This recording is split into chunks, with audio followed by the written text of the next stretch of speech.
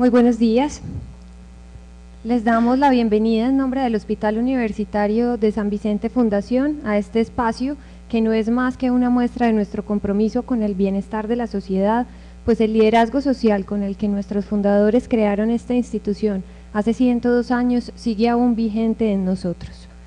A través de nuestro grupo de adicciones del Hospital Universitario, San Vicente Fundación manifiesta su preocupación por el aumento de las enfermedades producidas a causa del consumo de la marihuana, y es por esto que lo invitamos a usted, líder de su comunidad, asociación, institución o familia, para que conozca las consecuencias a nivel físico, afectivo y mental que genera el consumo de esta sustancia, también conocida como cannabis, porro, hierba, María, entre otros nombres que le ha puesto la misma población. Medellín se encuentra entre las ciudades con mayor consumo de marihuana del país, junto con Cali y Bogotá, principalmente en grupos de jóvenes de 18 a 25 años, en los que el más del 50% presentan consecuencias a nivel afectivo, psiquiátrico o físico. Es por eso que hoy no se trata solo de un compromiso institucional, sino que se convierte en un compromiso de todos el estar informados y alertar sobre el consumo de este alucinógeno. Bienvenidos, nosotros como grupo de adicción, y lo hemos comentado muchas veces entre nosotros mismos y con en otros ambientes, estamos muy preocupados por la minimización del riesgo del consumo de marihuana y por la, digamos, como propaganda a favor de la marihuana que ha existido, me parece que en algunos sentidos un poco irresponsable, sin tener una mirada, digamos, de salud pública y médica sobre el tema.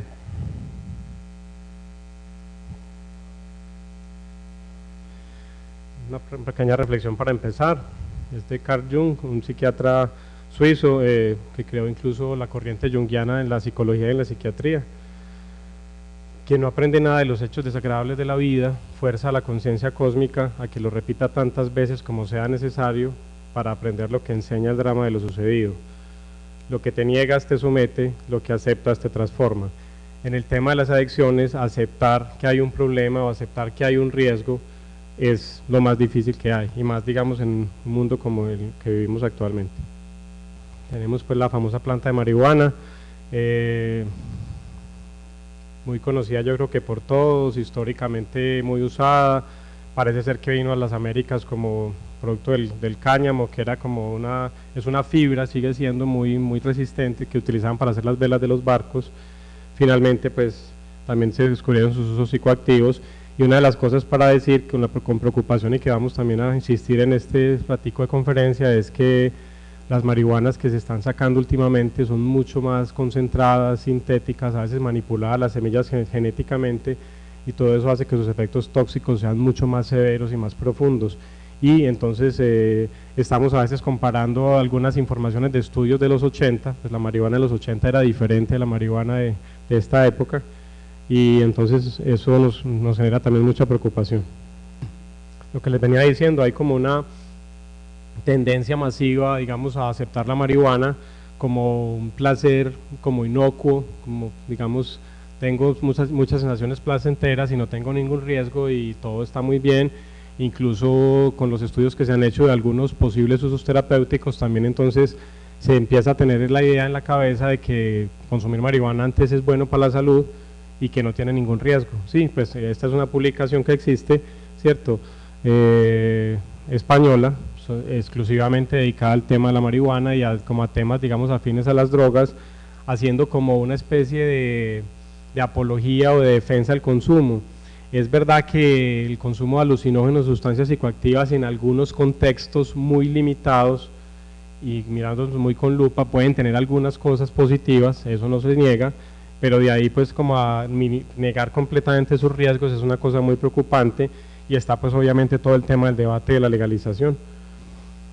Eso, por ejemplo, empezamos con un poco las pruebas científicas de lo que estoy hablando, cómo el consumo de marihuana cambia los flujos a nivel encefálico y cerebral. Específicamente lo que más se ha visto es a nivel cerebral y en cerebelo, o sea en el sistema nervioso central, y una cosa que cambie los flujos pues cambia el funcionamiento. Pues digamos que una traba no es más sino un estado de falla o de intoxicación aguda del binomio encéfalo-mente o del binomio cerebro-mente.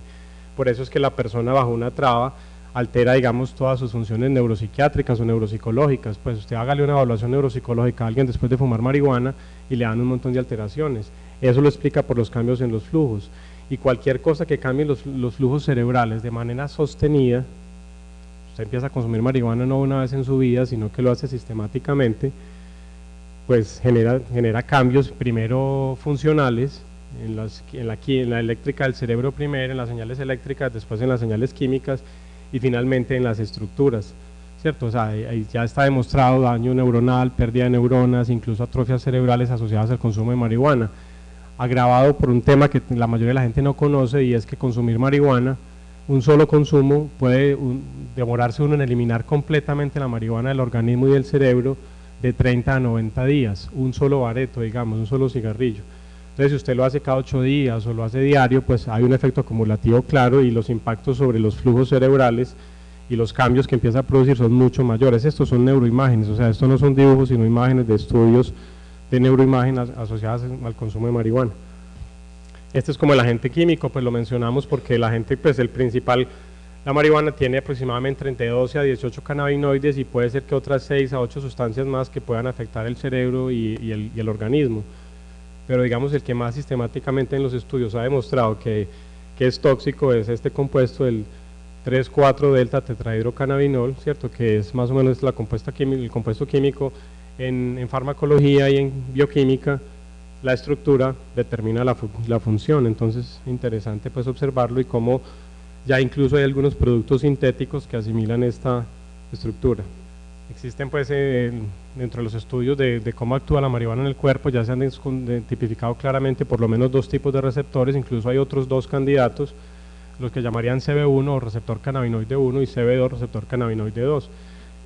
En esta diapositiva observamos cómo están distribuidos casi por todo el organismo, y miren, la principal distribución de los receptores es a nivel central, la cabeza, sistema nervioso central, ¿cierto? El cerebro y la mente, que es justamente la principal razón por la que se consume marihuana, por sus efectos en cerebro y mente, sus efectos de relajación, de placer, etcétera, que ya vamos a ir hablando.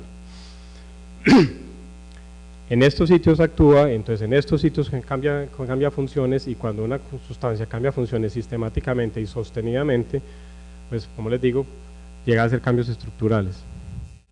Los efectos agudos más comunes, y yo me voy a centrar como en la parte neuropsiquiátrica, o en el del binomio mente-cerebro o mente-encéfalo. Recuerden que en el encéfalo también está el cerebelo y el tallo cerebral, y ellos también participan en funciones mentales superiores, y la doctora François va a centrarse un poco más en la parte ya más del resto de los órganos del cuerpo. Los efectos agudos más comunes, el llamado high, que serían las razones por las cuales la gente lo consume y por las cuales tiene tantos defensores, por los cuales hay la cultura canábica, las marchas de la pro-marihuana, pro-legalización, etcétera, ¿cierto? Produce todos estos efectos que, digamos, en un principio, y una mirada desprevenida y rápida, uno los puede mirar como positivos, ¿cierto? Pero si uno mira un poquito más allá de la nariz, ya de pronto entonces empieza a cuestionar cosas, pero es verdad que produce todo esto, mucha euforia, o sea, una sensación como de alegría, ¿sí? Entonces mucha gente lo usa como tratamiento casero para la depresión, la aburrición, relajación, mucha gente lo usa como tratamiento casero para la ansiedad. Somos un mundo con altísimos niveles de estrés y de ansiedad, y entonces de pronto descubrimos una sustancia que nos baja ese estrés, esa ansiedad, pues nos parece lo mejor del mundo, pero de pronto ingenuamente, porque no sabemos lo que nos puede pasar después. Alteraciones en la percepción, y esto para algunos, por ejemplo artistas, lo mencionan como algo positivo, porque entonces perciben de manera diferente ciertas realidades, entonces consideran que eso puede ser fuente de inspiración, pero eso también es muy relativo, porque en estas cosas de las drogas es muy importante sumar y restar vectores. Quiero decir, poner en una balanza los efectos positivos y en otra balanza los efectos negativos, y uno suma y resta y debe sacar una conclusión. Si uno se queda solo con lo positivo, solo con lo negativo, pues se equivoca. Hay distorsiones en la percepción del tiempo, sí, generalmente el tiempo a veces se siente como más lento o más rápido, dependiendo del contexto y de donde se consuma, y también de otro montón de variables como la dosis, la vía de administración, etcétera. Posible variación e intensificación inicial, digo iniciales al principio en los consumidores, digamos inexpertos, una cosa que después genera incluso el efecto contrario de experiencias ordinarias como comer, ver películas, escuchar música, tener sexo, percibir la naturaleza. Pero, como les digo, el consumidor ya, digamos, continuo, antes ya necesita consumir para poder tener estas experiencias. O sea, ya sin consumo no puede tener sexo, ya sin consumo no puede comer, ya sin consumo no puede sentir la música, ¿cierto? Y lo que termina siendo es una trampa, pues, es como una ilusión. Ataques de risa, incrementos en la sociabilidad. El incremento en la sociabilidad también es muy relativo porque, digamos, pues, mirado profundamente, usted sí habla más y se comunica más, pero de una manera menos consciente, con el juicio alterado, de una manera, digamos, menos responsable, y eso puede generar un montón de problemas, como por ejemplo relaciones sexuales de riesgo, etcétera, ¿sí? Disminución en la sensación de miedo y angustia. Eso es lo que yo mencionaba también, una de las razones por las cuales creo que se consume tanto, se defiende tanto, pues somos una sociedad con altos niveles de miedo y angustia, ¿sí?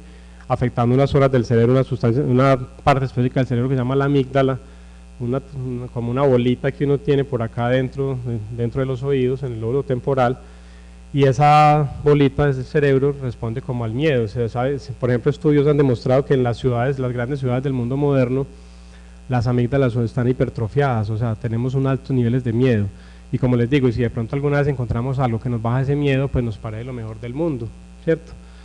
Y otra de las cosas que es muy preocupante, que a alguna gente le parece positivo al principio, pero a largo plazo puede llegar a ser muy grave, es grados sutiles de evasión de la realidad o de alteración de la conciencia. O sea, como cambia un poco la percepción de la realidad, cambia un poco la conciencia de la realidad y la percepción de la realidad. Entonces, por ejemplo, si yo tengo mucha angustia y muchos problemas, pues fumo marihuana, y como cambia un poco la percepción, me relajo y me siento mejor, pero eso a largo plazo hace que me desconecte de la responsabilidad y de la conciencia profunda, y eso puede llegar a ser muy grave. A la vez que se produce el high, lo que les decía, todo lo de anterior es verdad, pero a la vez se produce, curiosamente, una cosa que quita la ansiedad, termina generando ansiedad, o puede incluso generar reacciones de pánico, o sea, ataques reales de angustia. Puede generar ilusiones, alucinaciones, paranoia, que es sensación de ser perseguido, miedo intenso. Generalmente el consumo de las drogas es esta trampa, o sea, usted al principio siente algo, pero ese algo que le produce la sustancia, con los cambios y la disregulación de su organismo, termina produciendo lo contrario. Me explico. Al principio usted siente relajación, pero con el tiempo sientes más ansiedad. Al principio usted siente que el miedo baja, pero con el tiempo siente más miedo, y ya no puede, digamos, tener niveles razonables de miedo mientras no esté consumiendo. Aumento del tiempo de reacción, ¿cierto? Esta es una de las cosas que influye más, digamos, en la parte también neurológica de atención. Puede influir, por ejemplo, en el manejar vehículos, en el manejar maquinaria pesada, ¿cierto? Usted se demora más en reaccionar, digamos, para que me entiendan qué es esto, usted puede demorarse, digamos, un segundo más en responder de manera refleja, y usted manejando un vehículo a 80 kilómetros por hora, un segundo, es la diferencia entre la vida y la muerte, ¿cierto? Eso produce la marihuana, disminuye ese segundo. Alteración en el procesamiento de la información se procesa de manera completamente diferente, lo mirábamos ahora, hay cambios de flujo en el encéfalo, en el cerebro.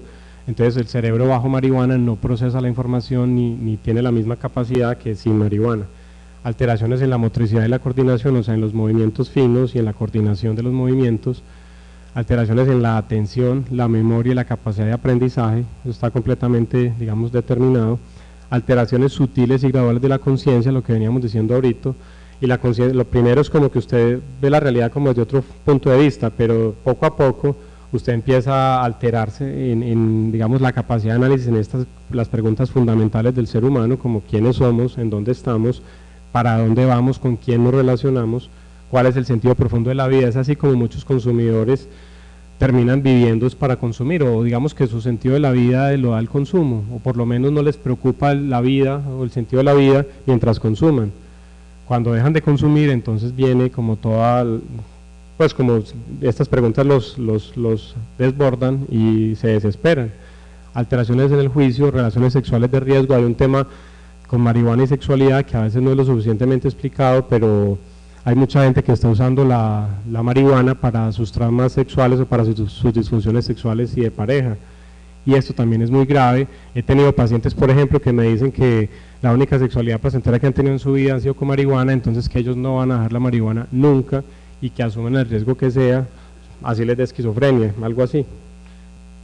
Alteración de la corteza prefrontal, que es la parte de adelante del lóbulo frontal, lo que está detrás de la frente, que es lo último que madura en el sistema nervioso central y en el cerebro, y es para los estudiosos de la neurociencia se le ha llamado como el lóbulo de la conciencia, es ahí donde se toman las decisiones, donde existe la planeación, la motivación, la regulación del comportamiento. Regiones paralímbicas es como la parte que está detrás de los oídos, que se llama el lóbulo temporal, y tiene que ver con las emociones, el afecto, el sueño, el apetito.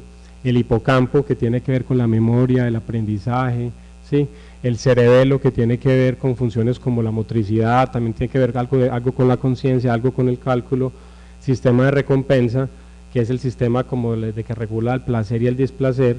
Si ese sistema se va disregulando tanto, o sea, se va alterando tanto y va modificando incluso su estructura, que la persona con el tiempo ya casi que la única fuente de placer es marihuana, ya incluso por ejemplo hasta la sexualidad con el tiempo ya no le interesa, o sea, ni bien al principio hay como mayores relaciones sexuales, mayor interés sexual, después ya la sexualidad no interesa y entre un bareto y una pareja prefiere un bareto, pues digámoslo así, ¿sí? Al momento del flujo inicial en todas estas áreas, o sea, inicialmente provoca como una hiperfunción de estas áreas, pero para que después haya una disregulación y disminución posterior, incluso a largo plazo, cada vez hay más estudios que demuestran que hay atrofia cerebral. Más o menos esto es lo que termina pasando. Yo a veces lo que les digo a esto, hombre, si la marihuana se demora un bareto en eliminarse 30 a 90 días, digamos en promedio 60 días, y usted fuma diario, entonces imagínese cómo están sus neuronas y su cerebro, literalmente nadando en marihuana, o sea, literalmente su cerebro está verde, y un cerebro verde de marihuana, pues no funciona bien. Ya efectos crónicos, estos son los agudos, ya efectos crónicos de largo plazo, hay una indiferencia sutil al ambiente, y esto, luego lo pongo sutil, es porque el mismo paciente no se da cuenta, es el último en darse cuenta, y a veces aún después de procesos de tratamiento y de miles de problemas, aún así no se da cuenta, y esa indiferencia es como que le importa poco todo, como que todo le da lo mismo, y entonces todo me importa poco, todo me da lo mismo, algo así como hablando, digamos, en términos de nuestra sociedad, estoy muy relajado, pero estoy tan relajado que me relajo con todo, entonces me super relajo con el estudio, me super relajo con el trabajo, me relajo con la pareja, me relajo con la sexualidad, me relajo con la salud, me relajo con mi presentación, y estoy tan relajado que me descuido, y lo grave es que no me doy cuenta, o sea, yo pienso que estoy mejor que nunca porque me siento muy relajado, pero estoy tan relajado que entonces perdí oportunidades de estudio, de trabajo, y como que el tren de la vida va pasando y yo me quedo en una misma estación consumiendo marihuana. Está clara la demostración y evidencia súper sólida de que es una puerta para drogas más pesadas. 70-80% de la gente que se inyecta heroína empezó con marihuana, y cuando fumaban marihuana la gran mayoría le tenían fobia, miedo y como casi que asco a las agujas. Pero de una vez después en marihuana, con esa indiferencia sutil a todo, con esa alteración de conciencia, todo se va minimizando, y es una razón. La otra razón que se aduce es, con todos estos cambios que hay en el flujo cerebral, digamos, la dosis que antes me relajaba, ya no me relaja. Entonces primero un bareto me relajaba un mes, después un bareto me relaja una semana, después me relaja un día, después me relaja solo 2 horas, entonces necesito consumir cada 2 horas. Y entonces ya después ni siquiera cada 2 horas me relaja o siento lo que quiero sentir, entonces ya necesito aumentar la apuesta, entonces viene cocaína, o vienen benzodiazepinas, o vienen inhalantes, etcétera, y ahí hasta que puedo llegar a un techo de bazuco, de heroína, etcétera. Menores logros académicos y profesionales, eso está demostrado en los consumidores crónicos de marihuana, claramente con evidencia científica sólida, tienen menores logros académicos y profesionales. Hay un engaño con esto también, o una falsa sensación de seguridad, es que las curvas de logros académicos y profesionales, al principio, pues no la puse acá, pero al principio son indistinguibles del no consumidor. Los primeros 5 a 7 años son casi iguales, entonces, yo consumo marihuana y mi promedio sigue siendo muy bueno, sí, pero a los 5 o 7 años empieza, el que no consume sigue subiendo, y el que consume se empieza a aplanar y después con el tiempo a caer. Está claramente demostrado el riesgo de dependencia, que alguna vez se cuestionó, se dijo que la marihuana no produce dependencia, sí la produce, ¿cierto? Por lo menos en el 10% de los consumidores, posiblemente con las marihuanas más pesadas que hay ahorita sea mucho mayor. Todo eso está también en estudio, por estudiarse. Síntomas de abstinencia importantes, esto es la disminución de la dosis o la suspensión de la dosis, genera un montón de síntomas importantes como ansiedad, insomnio, alteraciones en el sueño y el apetito, síndromes ansiosos, depresivos, a veces muy severos, que llevan a que la persona termine nuevamente recayendo. La asociación también con psicosis y esquizofrenia. La psicosis es el estado tal vez más grave que le puede pasar a una mente, que la mente se sale completamente de la realidad y se crea como un mundo aparte. y empieza a alucinar, a tener ideas, por ejemplo, de persecución, a tener ideas, digamos, con certeza de cosas que no obedecen a la realidad, ¿sí? Y puede terminar incluso en una esquizofrenia, ¿sí? Puede empezar desde una cosa muy suave, muy leve, simplemente sensación, por ejemplo, de que me persiguen, hasta algo francamente delirante y psicótico de decir, por ejemplo, que me persiguen porque yo tengo que salvar al mundo y yo me tengo que matar y matar varias gente, pues eso sería la esquizofrenia, ¿cierto? La asociación entre consumir marihuana crónicamente y esquizofrenia es muy clara, incluso en personas que no tienen predisposición para esquizofrenia.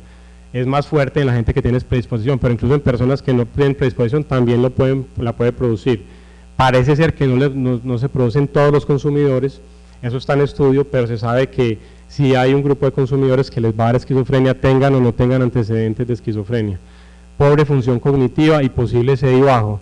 Digo esto posible y una de las razones que es que a veces se cuestiona, y eso es uno de los principales argumentos que utilizan, digamos, los defensores de la marihuana, es que las evidencias muchas veces son relativas, porque es que estudiar esto es muy difícil, por razones humanas, éticas y médicas. Usted no puede decirle a una persona fume marihuana toda la que quiera y yo le voy haciendo estudios y yo le voy encontrando daños y sígala fumando a ver el daño cómo va avanzando. Usted no puede hacer eso. Al primer daño, así sea mínimo, que usted detecte, inmediatamente tiene que interrumpir el estudio, sacar al paciente, ponerlo en tratamiento, advertirle todos los riesgos. Entonces, primera razón, así grande. Otra razón grande, usted no puede biopsiar el cerebro. O sea, por ejemplo, tenemos muchos reportes de, por ejemplo, los efectos del alcohol en el hígado, porque usted puede sacar pedacitos de hígado y mirar el alcohol cómo va afectando las células del hígado. Usted eso mismo no lo puede hacer en el cerebro, porque el cerebro es demasiado delicado y las áreas del cerebro son demasiado importantes como para que usted las esté sacando pedacitos a ver qué efectos va haciendo las sustancias. Entonces, algunas evidencias terminan siendo relativas, pero no es porque no se produzca, digamos, los daños, sino porque es muy difícil probarlo, digamos, de manera definitiva. Pero sí se ha asociado también con pobre función cognitiva, eso quiere decir con disminución en el nivel de inteligencia. Está demostrado, una de las cosas que más se ha demostrado es que altera como la red de comunicaciones entre las neuronas, que se llama la red de sinapsis o la red neuronal. La red neuronal es tal vez lo que más explica la capacidad cerebral, las funciones mentales superiores y la inteligencia. Pues se sabe que las altera y las disminuye en consumidores tempranos hasta en un 50%, disminuye el número de conexiones neuronales y eso es muy grave a largo plazo. Parece ser que el efecto es mucho mayor si se empieza a consumir antes de los 15 años. Atrofia del sistema nervioso central, lo que veníamos diciendo, en especial hipocampo, prefrontal, cerebelo y sistema de recompensa, lo que mencionábamos un poco ahorita, déficit de memoria, atención, aprendizaje verbal, menores logros y menor satisfacción en la vida, lo que veníamos diciendo, o sea, pero no solamente es que tengo menos logros, sino que con el tiempo mis fuentes de placer y satisfacción, como yo tengo tan alterado el sistema de recompensa y como tan de alguna manera distorsionada la percepción de la realidad, son mucho menores, ¿cierto? Y entonces mis logros en la vida son menores y entonces se han descrito un montón de síndromes depresivos crónicos y de síndromes de falta de motivación, como el famoso síndrome amotivacional por marihuana o sin motivación por marihuana. Adolescentes menores de 25 años, en especial menores de 15 años, hay mayores alteraciones en cerebro y mente, lo que veníamos hablando, y alteraciones en desarrollo normal del cerebro, menores sinapsis, lo que veníamos también mencionando. Posibles usos terapéuticos. Es verdad que se han estudiado un montón de posibles usos terapéuticos, incluso alguna vez se dijo, pues para que también tengamos como contextualización histórica de esto, que la marihuana servía como tratamiento para la esquizofrenia. Hay artículos de los años 80 que muestran eso, y en algunas publicaciones recientes he visto citados esos artículos. Hay un libro que se llama Universo Cannabis, editado como en 2007, que cita artículos de los años 80 y hay un capítulo en que dice que ese es tratamiento para esquizofrenia. Pues en esa época los métodos de investigación y las evidencias de investigación a nivel, digamos, del sistema nervioso central eran poquísimos, ¿cierto? Y con esas evidencias mucha gente se queda como con esas ideas. Entonces se dijo que era para esquizofrenia. Hoy en día se sabe que produce esquizofrenia. Hoy en día a nadie se le ocurre mandar marihuana para la esquizofrenia, digámoslo así, ¿cierto? Por lo que, digamos, se ha avanzado en todas las investigaciones. En este momento, ¿qué se sabe? Estas cosas que menciono ahí, se ha visto evidencia de que puede servir en glaucoma para disminuir presión intraocular, para disminuir las náuseas, sobre todo en pacientes en quimioterapia de cáncer, para la anorexia y el síndrome de desgaste en VIH, para dolor crónico, como antiinflamatorio, por ejemplo hay algunos estudios en artritis reumatoidea, para esclerosis múltiple y en algunos estudios en epilepsia. ¿Por qué los pongo todos interrogados? Porque hasta el momento no han podido separar los efectos positivos de los efectos negativos, sobre todo a nivel del sistema nervioso central, que es lo que venimos hablando en todos estos minuticos, ¿cierto? A nivel del sistema nervioso central, que es donde, digamos, principalmente actúa, y digamos es el órgano blanco del consumo. O sea, uno consume marihuana por los efectos que tiene en la mente y en el cerebro, si no nadie consumiría marihuana, y todos estos efectos de euforia, placer, relajación son explicados por los efectos a nivel cerebral.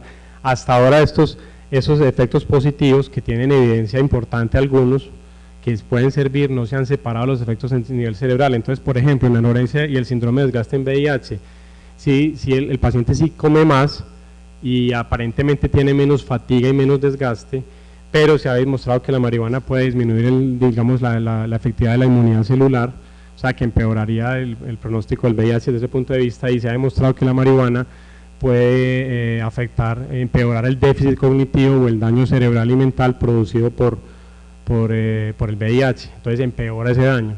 Entonces te comes más, estás un poco menos desgastado, pero tenés más afectado el cerebro y tenés más afectado tu función celular. Entonces, costo-beneficio, por eso yo los interrogo.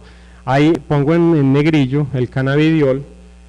Parece ser, estos son los que más se han estudiado de los cannabinoides, o sea, de compuestos derivados de la marihuana o químicamente similares a la marihuana: nabiximol, cannabinol, nabilone y cannabidiol.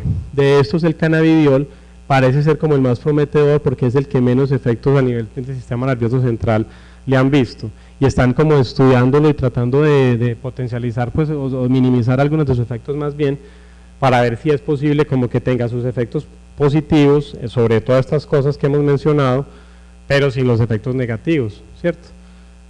Y también la otra razón de interrogarlo es porque para todos estos problemas en el momento existen otros tratamientos que tienen un perfil de seguridad mucho mayor, o sea, son mucho más seguros que usar cannabinoides, por ejemplo, algunos productos para glaucoma y bajar la presión intraocular, que la marihuana, para bajar las náuseas, para la anorexia, el dolor crónico, antiinflamatorio, esclerosis múltiple, epilepsia, etc.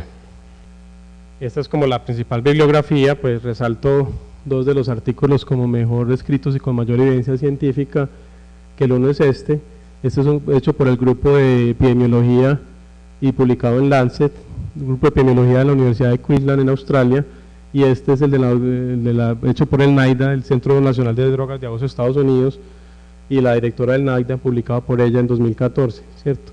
Entonces, como les digo, en medicina también es muy importante actualizarnos, porque, como les digo, si uno cita artículos de los años 80, pues uno puede decir un montón de cosas, pero ¿qué se ha avanzado sobre eso y qué es lo más reciente que hay? Y estas son algunas de las páginas donde se puede conseguir, digamos, la información que está en la exposición. Siempre pongo, pues, esta es una imagen del Himalaya, pues, como aprender en el tema de las adicciones es como escalar el Everest de alguna manera. Miren que en los años 20, pongo esto, con esto termino, este ejemplo, fumar cigarrillo era supremamente bien visto por todo el mundo, y de hecho era de moda, y de hecho era, o sea, un buen regalo que usted le puede dar a un amigo en los años 40, 50, incluso 60, era traerle una caja de cigarrillos importados, y entre más, digamos, más tabaco tuviera y más ceniza produjera y más grande fuera el tabaco, pues más agradecido quedaba la persona con el regalo, ¿cierto? Hoy en día a nadie se le ocurriría regalar a un buen amigo cigarrillos, ¿cierto? Por todo lo que sabemos. Con la marihuana está pasando algo así en este momento, como la evidencia todavía no es tan clara, y pues empieza a ser cada vez más clara, pero todavía quedan algunas dudas. Entonces mucha gente está cayendo en la ingenuidad de que es inocua, de que no hay ningún riesgo, pero digamos, las investigaciones recientes nos han demostrado y nos están alertando de que puede llegar a ser muy grave, y digamos, todo el tema del consumo masivo de marihuana. Muchas gracias. Bueno, buenos días. A mí me corresponde separar un poquito la parte mental del sistema nervioso central que expuso acá el doctor José Mario con lo físico, cosa que es muy difícil porque todo está en un mismo organismo, y por consiguiente muchos datos que ya el doctor nombró los voy a repetir, pero me parece que es importante para que nos demos cuenta que pues va a involucrar absolutamente todo el organismo, no es solamente una sensación que vamos a experimentar con el consumo. La marihuana, cuando la gente consume marihuana, consume una planta, cannabis sativa. La planta no es solamente tetrahidrocannabinol, que es el principal componente, son más de 400 sustancias, y entre ellas muchas se conocen como sustancias psicoactivas, es decir, que alteran mi percepción, alteran mi comportamiento. Es decir, que cuando yo me estoy fumando un bareto, como lo nombran normalmente los que lo consumen, yo no estoy fumando solamente el tetrahidrocannabinol, sino me estoy exponiendo a un montón de sustancias que obviamente va a llevar a entender por qué. Desde 1948 empiezan a haber reacciones adversas, es decir, efectos en el organismo que hace que la OMS, Organización Mundial de la Salud, empiece a proclamar que posiblemente hay un peligro con el consumo de sustancias. Compuestos que puede tener, aparte de sus principios activos propios de la planta, carcinógenos, los mismos, muchos de ellos que encontramos en el tabaco. Contaminantes, vivimos en un ambiente donde absolutamente todos nosotros, todos los organismos vivos están expuestos a contaminantes. Cuando consumimos una marihuana, sea hidropónica, cultivada en mi casa o sea manejada por no sé cuántos intermediarios en el negocio, está expuesta a estos contaminantes. Nadie nos está quitando estos contaminantes, por consiguiente, cada vez que estamos fumando un bareto, estamos exponiéndonos a estas sustancias. Lo mismo, plaguicidas, de la misma manera que tenemos que contrarrestar tantas plagas a nivel de cultivos de alimentos, lo mismo pasa con la marihuana. Y obviamente, siendo todavía una sustancia ilegal, requiere no ser detectada por todas las estructuras legales que se han impuesto al respecto y por consiguiente tiene adulterantes que también en el momento en que la persona lo consume se va a ver expuesta. Por consiguiente, cuando yo consumo marihuana, el problema es solamente que yo la fumo y ya. El problema es que cada vez que mi organismo se expone a esa marihuana, absolutamente todo mi organismo, todo mi cerebro, mi cuerpo, mis órganos se van expuestos. Por consiguiente, el problema no es solamente que la marihuana, yo la fumo, me relaja, me hace sentir bien, sino todas las consecuencias que puede llevar, y ahí viene la parte que me corresponde, que es hablar de los efectos físicos. Como nombraba el doctor José Mario, hay todo un efecto donde una sensación de euforia, locualidad, gran sensación de bienestar, porque actúa en el sistema nervioso, en el cerebro, que está involucrado en la percepción, y con ello, a medida que va pasando el efecto en nuestro organismo, vamos teniendo alucinaciones, ilusiones, pensamientos metafísicos, filosóficos. Por eso muchas características atribuibles a los efectos benéficos del consumo de marihuana, y a medida que va pasando ese efecto en el cerebro, ya hay aumento, somnolencia, aumento del apetito, que es básicamente lo que describió el doctor José Mario.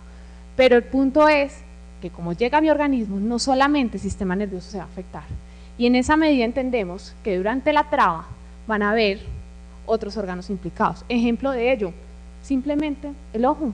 El exponer solamente el ojo a un humo caliente constantemente lleva a una irritación, a una hiperemia, es decir, a un ojo rojo, que con el tiempo que va a llevar a deterioro de mi función visual. Parece inocuo, parece lógico, pero es que nadie está pensando en estas consecuencias. Esto nunca lo escribí en un estudio, pero entiendan que una persona que está consumiendo un bareto o más de ello todos los días, estamos llevando a lesiones oculares. A nivel del sistema nervioso, recordemos que esto no es solamente de psiquis, de pensamiento, de función cognitiva, es también el cerebro coordina mis movimientos, mi sensibilidad, por consiguiente, problemas del equilibrio, problemas para funciones complejas. El simplemente hecho de conducir un carro, de manejar maquinaria pesada, implica una coordinación de toda mi parte motora, de percepción, sensibilidad, y se ha llegado a estudios donde se compara el efecto del alcohol con el efecto de la marihuana, y el efecto de presión, de capacidad de reacción, se ve alterado de la misma manera. Pero eso no somos conscientes de ello, y por eso tanta propaganda con una sustancia ya reconocida, como les decía, como el alcohol, pero a la marihuana todavía le falta estudios. Trastorno de memoria inmediata, como había nombrado el doctor José Mario. A nivel cardíaco, apenas yo lo consumo, ¿qué sucede? Aumenta mi frecuencia cardíaca por ciertos receptores que se han visto de la marihuana en el corazón, pero esto pues uno dice, bueno, a cualquiera se le aumenta, pero si una persona está constantemente expuesta a esto, uno ya empieza a entender por qué un muchacho que consume normalmente marihuana de vez en cuando empieza a tener sensación de palpitaciones, sensación de dolor. ¿Será que eso es normal? ¿Será que si eso se acumula en medida del tiempo va a ser tan inocuo? Son preguntas por responder. A dosis elevada ya hay una respuesta de bradicardia, es decir, disminución de la frecuencia cardíaca, de hipotensión, y quizás con eso, a medida que pase el tiempo, mi organismo no va a tener la adecuada funcionalidad, tal vez va a explicar sensaciones, percepciones de cansancio en un individuo joven con todo el estado físico que no debería por qué sentir ello, y puede predisponer a arritmias cardíacas. Con un solo consumo, la principal mecanismo de consumo, ¿cuál es? La fumada, la inhalada. Por consiguiente, es humo caliente. Simplemente el humo caliente va a llevar a una irritación, a una inflamación. A la marihuana, a los cannabinoides se le atribuye la capacidad de broncodilatación, es decir, abre mi vía aérea. Y por eso muchos muchachos cuando llegan dicen, no, yo sufría de asma pero empecé a consumir marihuana, bendito, nunca más tuve una crisis asmática. ¿Por qué? Porque el tetrahidrocannabinol tiene ese potencial de generar broncodilatación. ¿Pero de qué está sirviendo? Absolutamente nada, porque toda esa irritación está llevando a bronquitis, traquitis, laringitis, y con el tiempo esa asma, que era parcialmente controlada, se va a potenciar mucho más. Es decir, ¿será que fumar marihuana o fumar cigarrillo tiene alguna diferencia en el efecto de la parte respiratoria? Cuanto al consumo agudo. La marihuana no genera adicción, ¿no, doctora? Es que yo lo controlo, un baretico de vez en cuando no hay problema, no hay ninguna situación. El problema es que hay un momento donde ya no van a necesitar más para obtener ese deseo, para lograr esa tranquilidad, para lograr esa sensación de bienestar. Obviamente cuando hay problemas antisociales, si yo aprendí, tuve una conexión cerebral de que con la marihuana podía relajar, podía tolerar más situaciones de ansiedad, situaciones de pánico, obviamente mayor riesgo. Y obviamente hay una tendencia a tolerancia, como todas las sustancias psicoactivas, como todas las sustancias que actúan en el cerebro, y es que cada vez voy a necesitar más dosis para lograr el mismo efecto. De ahí que la marihuana corresponde a un riesgo de adicción, a la marihuana y a otras drogas. Es la puerta de entrada como sustancia ilegal para ingresar al mundo del consumo de sustancias ilegales.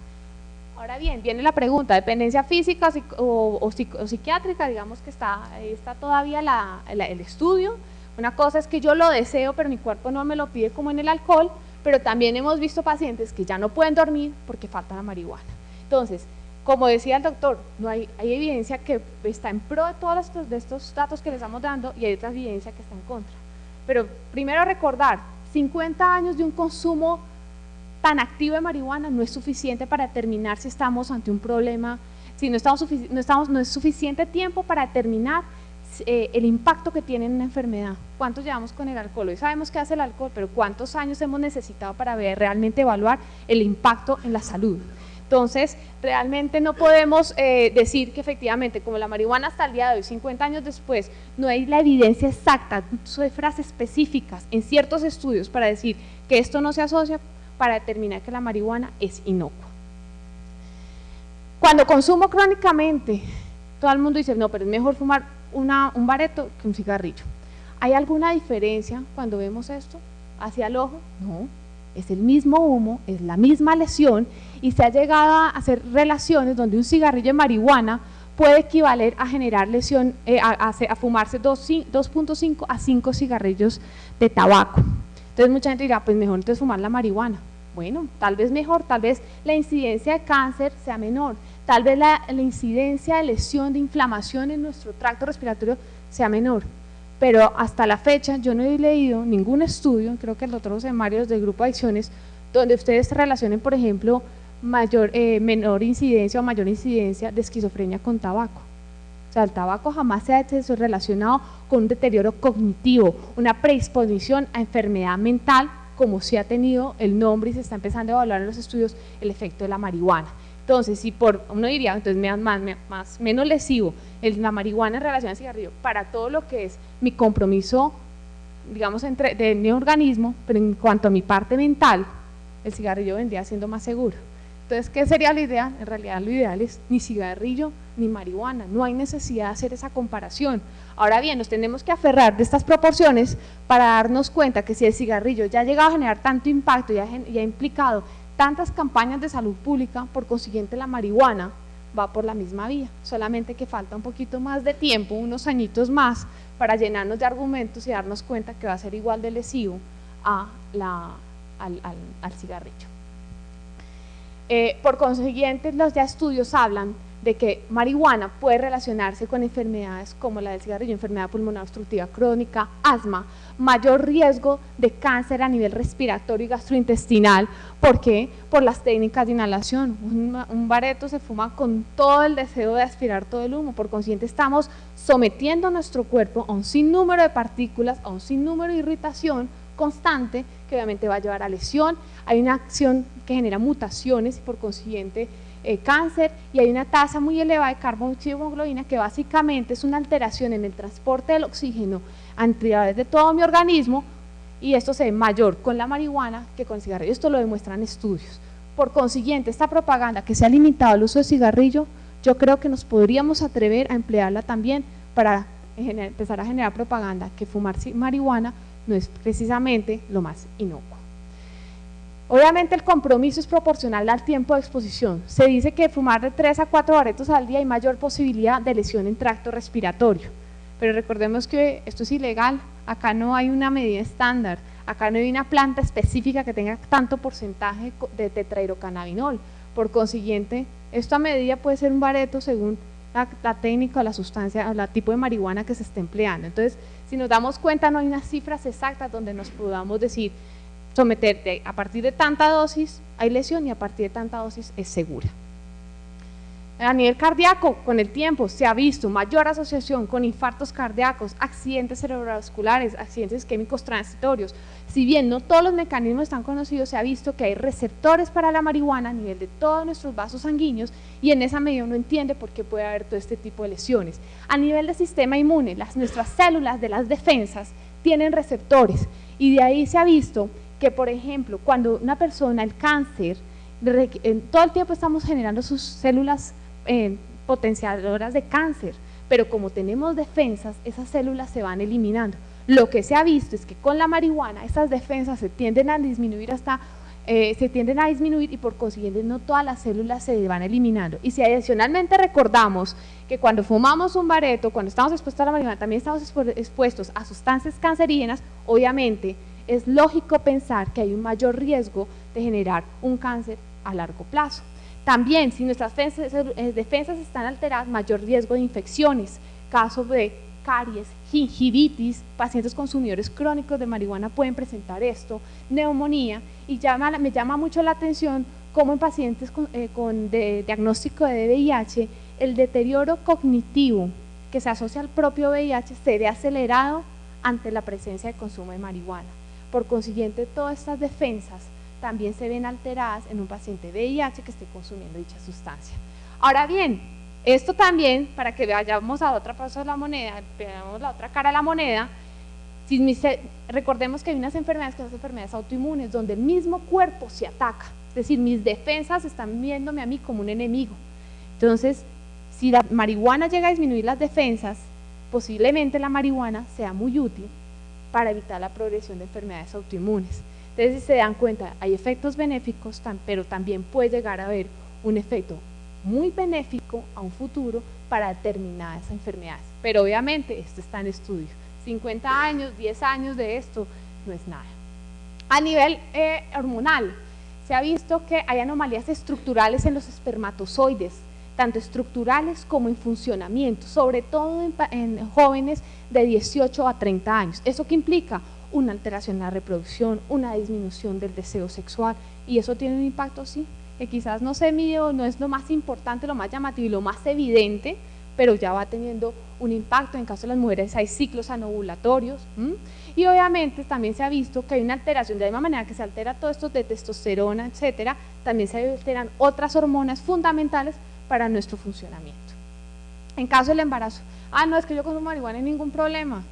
Si entra a mi organismo y yo estoy embarazada, ese consumo también va a afectar a mi bebé, y de ahí que se han llegado a establecer relaciones de consumo de marihuana con aborto, problemas conductuales en los niños, hijos de madres consumidoras ya cuando empiezan a tener 2 y 3 años de edad, y obviamente problemas ya de decisiones, de memoria y de concentración en esos infantes. Por consiguiente, con marihuana o cualquier otra sustancia, ninguna mujer debería estar expuesta a una sustancia psicoactiva, porque hay una responsabilidad de ella misma, pero también con ese bebé, porque absolutamente todas las sustancias llegan a todas partes del organismo. Acá les traigo una muestra donde los niños, se hace un estudio para evaluar cómo, según la intensidad, días de exposición del niño a la marihuana, ya sea porque estaba en el vientre de su madre o porque durante la lactancia, porque la marihuana también se excreta por leche materna, altera proporcionalmente su desarrollo psicomotor. Entonces, ese desarrollo neuronal que el niño necesita, que es fundamental para su adecuado crecimiento, se va a ver alterado por esa exposición pasiva causada por la madre, y también ambiental. No podemos tampoco excluir un padre. Si un padre está fumando al lado de su niño también va a aspirar esa sustancia. ¿Cuál es la tendencia de hoy en día? Hay una percepción del menor riesgo, claro, pues si se está usando como medicamento, si todo el mundo lo está usando, si todo el mundo consume, entonces debe ser que no hace tanto daño. Y en esa medida hay una banalización del potencial daño. Acá les muestro cómo efectivamente la percepción del riesgo tiende a disminuir a medida que ha pasado los años, y eso lleva quizás a un uso indiscriminado de la sustancia. De ahí entendemos, por ejemplo, los movimientos procannabinoides. Cada vez vemos más. Esto es un mapa del 2013 donde se evalúa efectivamente dónde están todos esos grupos que tienden a ver las partes benéficas de la marihuana. Con esto, ¿qué podemos esperar? Que hay una mayor probabilidad de incidencia de efectos adversos. De aquí a unos años, estos datos que les estoy dando, algunos con evidencia estadística significativa, quizás en unos años ya va a ser con una evidencia muy certera. Acá también toca nombrar, como había nombrado el doctor José Mario, hay muchas sustancias ya empleadas en el mundo, en ciertos países, para enfermedades muy específicas, náuseas y vómito, anorexia, espasticidad muscular para ciertas enfermedades. Si se dan cuenta, en ningún caso es como cura, todo es paliativo, todo es para tratar de controlar síntomas en enfermedades crónicas, enfermedades de mal pronóstico, pero en ningún momento estamos hablando de una cura. Lo otro hay que recordar, cuando hay un medicamento, el medicamento es la base de una sola sustancia, de un solo principio activo. Cuando yo consumo un bareto, yo me estoy exponiendo a toda la planta con un montonón de sustancias. Por consiguiente, venga, yo me fumo la matica porque es que me está doliendo tal parte o tengo vómito, no estoy haciendo lo mismo que está fundamentado acá en la parte médica. Entonces, no podemos confiarnos de que la marihuana como sustancia psicoactiva va a ser la misma que la marihuana como medicamento.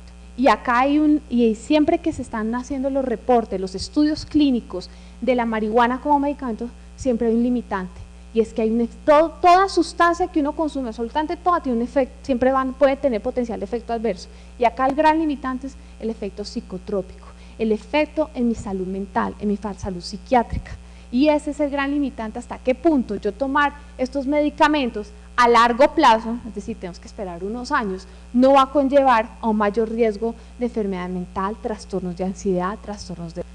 Lo otro, la marihuana se dice que es la sustancia ilegal más consumida y es la puerta de entrada, el escalón para seguir con un montón de otras sustancias. Entonces, si yo empiezo a consumir esa marihuana ocasionalmente para ciertas dolencias, por ejemplo con el fundamento médico, ¿quién me dice que yo por múltiples causas que tengo un potencial de adicción no voy a generar esa adicción? ¿Qué se ha visto en estudios? Que también ese consumo de marihuana puede potenciar el efecto físico de otras sustancias como la cocaína, el éxtasis, porque mucha gente ha buscado manejar la marihuana como tratamiento de otras adicciones y posiblemente ya se está empezando a comprobar que no es tan certero y que nos puede jugar doble. Y acá quiero hacer mención sobre lo que son cannabinoides sintéticos. Los cannabinoides sintéticos hacen alusión a sustancias que actúan en el mismo sitio donde actúa la marihuana, pero no proviene directamente de la planta como tal de cannabis sativa, es producida químicamente, empezó a difundirse en el 2008. Problema que tenemos muy gran sospecha que eso ya está llegando en el país, porque efectivamente los efectos físicos que estamos empezando a ver, el compromiso de los muchachos es bastante amplio, y efectivamente esta marihuana sintética está empezando a asociarse con mayor riesgo de convulsiones, mayor riesgo de taquicardia, de arritmias, de cardiotoxicidad y mayor riesgo de dependencia, llegando a decir que con no solamente 8 meses usted ya puede generar una dependencia. Y eso se está viendo, no hay manera de comprobarlo. Entiendan que una sustancia ilegal va a ser muy difícil en tan poco tiempo determinar si eso es lo que se está exponiendo los muchachos, pero tanto compromiso orgánico que estamos viendo hace alusión que se está empezando a emplear en nuestro país. ¿Cuáles son las tendencias de hoy en día? Como decía el doctor José Mario, cada vez hay más técnicas, cada vez se está empezando a usar más la marihuana y se está buscando más información, y se ha llegado a hacer que las concentraciones del principio activo tetrahidrocannabinol aumenten de manera exponencial. En los años 80, Fumar un bareto era fumarse 3% de tetrahidrocannabinol y me da un resultado. Pero hoy en día, con técnicas de agricultura, con técnicas de abono, con técnicas de luz, con nuevas semillas, transformaciones genéticas, se está empezando a cambiar esa concentración de tetrahidrocannabinol y por eso empieza a surgir la cripa. La cripa es eso, es una marihuana que ha cambiado su porcentaje de tetrahidrocannabinol y en este caso, en una publicación encontré que 12%, pero en otras publicaciones uno ve que hasta 18 y 32% de tetrahidrocannabinol tiene la marihuana. Por consiguiente, fumarme un bareto en los años 80 no era lo mismo que fumarme un bareto en el 2015, porque la cantidad de tetrahidrocannabinol a la que me estoy exponiendo es mucho mayor y por consiguiente mayor probabilidad de complicaciones, tanto a nivel cerebral como a nivel del resto del organismo. Acá les muestro una gráfica efectivamente del 2014, el del New England, donde evidencia que efectivamente el porcentaje de tetrahidrocannabinol ha ido aumentando en las muestras de marihuana. Finalmente, conclusiones. Hay múltiples efectos adversos físicos. Lo que no está escrito con cifras exactas, créanme que en la consulta del día a día lo vemos. Efectos a nivel respiratorio, efectos a nivel del sueño, efectos a nivel de la ansiedad, ¿cierto? Pero obviamente hay muchos factores de confusión que no permiten tener estudios estadísticamente significativos. En ciertos casos, 50 años de historia, 60 años no es suficiente y se requieren muchos más estudios. Pero acá les quiero hacer mención, nuevamente el estudio del 2014, como la adicción, accidentes vehiculares, presencia de bronquitis, alteraciones en el desarrollo funcional del individuo, tienen una alta evidencia, una evidencia significativa que si hay una relación entre la exposición de marihuana y el deterioro en estas áreas. Los efectos dependen de la cantidad administrada, pero entonces la pregunta es, ¿cuál es la cantidad segura? ¿Con cuál cantidad yo no voy a generar un trastorno de ansiedad? ¿Con cuál cantidad yo no voy a generar una irritación? ¿Eso se sabe? No, es muy difícil de establecer. Esa tendencia que tenemos de disminuir, tendencia a disminuir la percepción del riesgo que lleva obviamente a un aumento de la incidencia. Yo creo que en los próximos años la relación entre enfermedad y consumo de marihuana va a ser mucho más estrecha. Y recordar, y creo que ese es el principal argumento, la marihuana como medicamento, como sustancia natural, es muy diferente a aquella que se está empleando hoy en día como sustancia psicoactiva. Son dos fines muy diferentes en cantidades y proporciones muy diferentes que no permiten generar una argumentación para lograr un consumo de marihuana como sustancia psicoactiva de manera segura. Esto era todo lo que les tenía para hoy. Muchas gracias.